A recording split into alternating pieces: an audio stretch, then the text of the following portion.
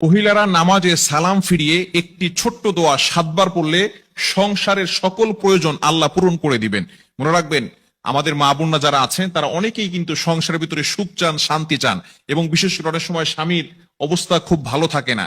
স্বামী দেখা যাচ্ছে অনেক কষ্ট করছে, কিন্তু সংসারে কোনো উন্নতি করতে পারছে না, ডেভেলপ করতে পারছে না। এই জন্য মহিলারা বিশেষ করে যারা আছেন তারা কিন্তু ঘরের ভিতরে অনেক সময় পান, নামাজ পড়ার একটু সময় পান, নামাজের পরে একটু আমল করার সময় পান।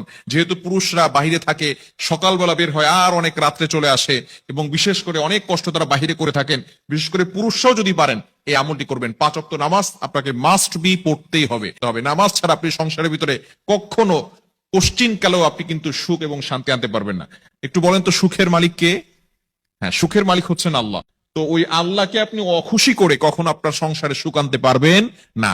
একমাত্র কাজ হচ্ছে নামাজ পড়া। নামাজ 5 ওয়াক্ত নামাজের পরেই এই ছোট্ট দোয়াটি পড়তে হবে। দোয়াটি হচ্ছে ইয়া কাদিয়াল হাজাত, ইয়া কাদিয়াল হাজাত। আপনি নামাজে সালাম ফিরানোর পরে, 5 ওয়াক্ত নামাজ আপনাকে পড়তে হবে। নামাজের পরে সালাম ফিরানোর পরেই আপনি আল্লাহু আকবার পড়বেন একবার, আস্তাগফিরুল্লাহ 3 বার, এরপরে আপনি পড়বেন ইয়া কাদিয়াল হাজাত, ইয়া কাদিয়াল হাজাত, ইয়া কাদিয়াল হাজাত 7 বার পড়বেন।